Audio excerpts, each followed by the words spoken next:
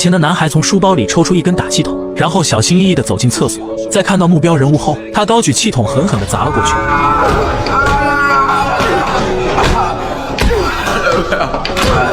看到黄毛还有挣扎的力气，他扔掉打气筒，从兜里拿出一把小刀，警告对方如果再来找麻烦，他不介意下更黑的手。在绝对的压制下，黄毛痛哭流涕，根本生不起任何反抗的念头。旁边的男孩也终于回过了神，他捡起打气筒，连忙带着蒂安离开厕所。但如此恶劣的行为当然也引起了学校的注意，他们依法报了警。然而面对警员的询问时，两个男孩的回答出奇的一致。Jeg så nogen kniv.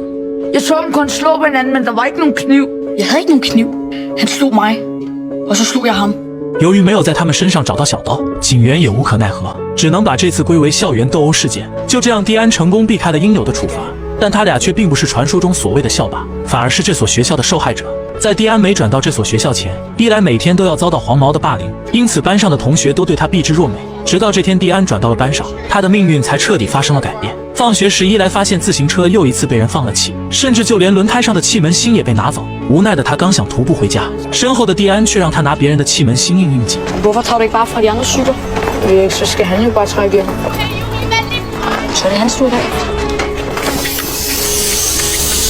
这时，黄毛带着小弟走了过来，质问蒂安为什么要和熟脸待在一起。蒂安瞥了一眼，接着毫不客气地怼了回去。黄毛闻言不再多说，转头就用篮球狠狠砸在他的脸上，随即头也不回地转身离开。蒂安捂住鲜血直流的鼻子，心里暗自发誓要让对方付出代价。晚上，父亲发现了他衣领上的鲜血，但蒂安却谎称踢球时撞到的搪塞了过去，因为他想要亲自解决这个麻烦。隔天，他再次看到伊莱被堵在校门口，这回他没有盲目地冲上去，而是悄悄地跟在黄毛身后。当看到对方独自进入厕所时，他的眼神不由得凶狠起来。此时的黄毛正把伊莱堵在厕所，警告对方不要举报自己的行为。可话还没说完，就被蒂安从后面偷袭打倒。虽然之后警察没办法处罚他俩，但蒂安免不了遭到父亲的指责。他认为儿子应该把被打的事情告诉自己，由他出面找黄毛的父母谈，而不是用暴力还击回去。可蒂安却反驳道：“最后，在学校的调解下，三人达成了和解。黄毛也如预料那般不敢再来惹他们，甚至还想加入他们的圈子，但蒂安毫不犹豫地拒绝了。随后，两人来到走廊，趁着四下无人之际，把藏好的小刀拿了出来。蒂安把刀送给了伊莱，两人也就此结下了深厚的友谊。这天，伊莱的父亲带他们出去游玩，可就转头买个冰淇淋的功夫，他却看到小儿子殷秋千和别人争执起来。安东快步地跑上前拉开两人，劝解他们这样做是不对的。这时，男孩的父亲也冲了过来，但他的做法却让在场所有人都无法接受，这是孩子们无法理解的画面。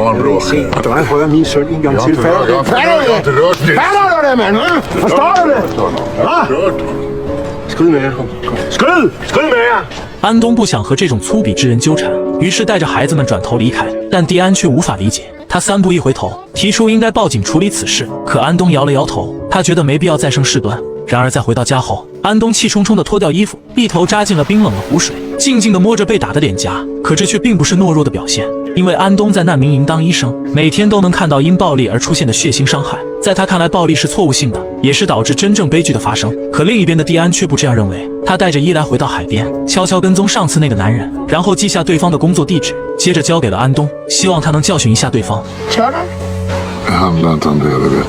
Man går inte runt och slår folk. Det är ingen som blir bättre av det. Vad tror du att du får för värde om du håller på så? Det är han som är en idiot. Ska jag slå honom så är jag lika stor idiot. Eller så hamnar jag i fängelse och då har du ingen pappa. Och så är det han som vinner i alla fall. Förstår du? 可伊莱根本不懂这些道理，最终在他的坚持下，安东还是带着孩子们来到了男人的工作地点。但他并不是来打架的，而是想给孩子们证明一些事情。他站在男人对面，说出了自己的想法。Du är en jävla idiot som får någon märklig form av tillfredsställelse genom att tro att du har makt över folk. Det har du inte. Lars!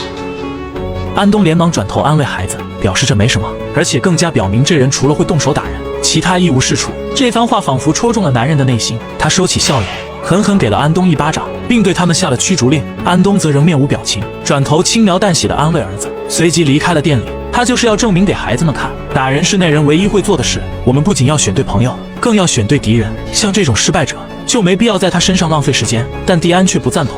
Jeg tror ikke selv, han føler, han tabte. Nej, men det gjorde han. Det tror jeg ikke. 一股无名之火始终在他心中燃烧，在他看来，就得让那个男人付出代价。这天，他和伊莱在家里发现了几支烟花，残留的黑火药让他心生一计。Man kunne lave en gigabombe. Kan man det? Ja. Jeg kan vise det på nettet. 说罢，蒂安便行动起来。甚至还往炸弹里加了一勺钉子，增加了炸弹的溅射伤害。接着两人来到海边实验，炸弹的威力完全超出他们预料。蒂安当即决定做一个超大号的炸弹，炸掉那人的汽车，为伊莱的父亲报仇。但伊莱却不赞同这个提议。晚上，伊莱拿着小刀踌躇不定。他打开电脑想和蒂安好好聊聊，可惜对方并不在线，于是他只能转头回到房间。而这鬼鬼祟祟的行为却引起了母亲的注意。他推开伊莱，在书架上一顿翻找，不出意料地找到了那把小刀，显然这就是他们上次行凶的武器。随后，姨妈来到了蒂安家里，把小刀交给了他的父亲。面对父亲的指责，蒂安却大声嘶吼起来。原来，自从母亲癌症去世后，父子两边一直都有隔阂。在蒂安看来，母亲的死也有他的责任。最终，两人大吵一架，不欢而散。第二天上学时，伊莱上前和他打招呼，却被他给一把甩开。伊莱对此无比自责，于是主动提出一起炸掉那人的车。两人决定在周末的早晨开始行动。那时候人们基本都在睡觉，不会造成任何误伤。但计划永远赶不上变化。这天，他们按计划点燃引线，接下来只需要静待1分钟即可。而偏偏这时，一对晨跑的母女却往这边奔来。伊莱见状大惊失色，连忙冲了上去。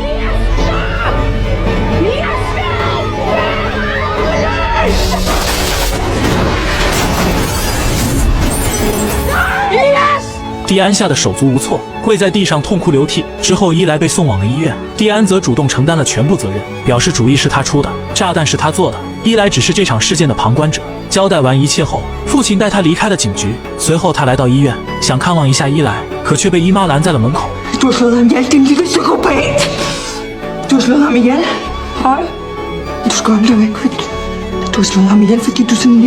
蒂安吓坏了，但却不是被暴力所吓，而是真的以为伊莱被他害死了。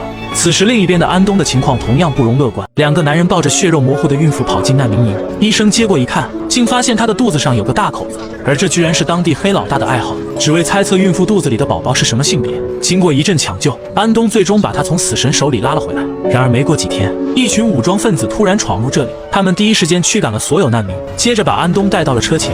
原来是黑老大的腿受了重伤，想要他帮忙治好自己的腿。安东看了看周围，他可以尝试一下，但前提是对方的武装力量离开难民营。尽管黑老大满脸不悦，可却不敢反驳他的要求。一旁的同事上前劝阻，他们真的有必要救下这个恶魔吗？安东沉默不语，随后还是给对方处理了伤口。离开营区时，一名男子呼喊安东，质问他为什么要救杀人狂魔。原来这名男子正是一开始那个孕妇的丈夫。安东依然沉默不语，接着转头离开了这里。他第一次对自己的行为出现质疑，也许他做的并不对，但救死扶伤是他身为医生的道德。过了几天，又一名孕妇被开膛破肚送到了这里，可这次安东却没能救下这条生命。就在他悲痛不已时，黑老大走了过来，对着死去的孕妇一顿嘲笑，那种视人命如草芥的态度彻底激怒了安东。他上前大骂着让对方滚出营地。见黑老大跌倒在地，他又扯着手臂一路拖行到空地。周围被黑老大残害过的人纷纷围了上来，趁着附近没有武装力量，他们一拥而上打死了他。而安东则在远处静静地看着这一切。然而还没等他平复下情绪，家里又传来了噩耗，大儿子伊莱躺在了医院。安东闻言马不停蹄地赶了回来，好在伊莱已经脱离了危险，医生轻轻地把他叫醒。但苏醒后的第一件事却是让父母别怪罪蒂安，是他怂恿对方制造炸弹的。说完便又沉沉地睡了过去。而此时蒂安根本不知道伊莱还活着，他复杂地看了一眼父亲，随后独自来到了统仓顶部，打算结束自己的生命来为此赎罪。蒂安的父亲发现儿子不见了，连忙打给了姨妈，可惜蒂安根本没来过这里。一旁的安东想到了儿子提到过的统仓，他率先驱车来到了这儿，果然在顶楼发现了蒂安，但无论他怎么劝说，蒂安都不肯离开边缘。眼看即将跌落下去时，安东一个箭步飞奔过来抱下了他，并解释道伊莱没死，他如今还在医院等着蒂安去看望他。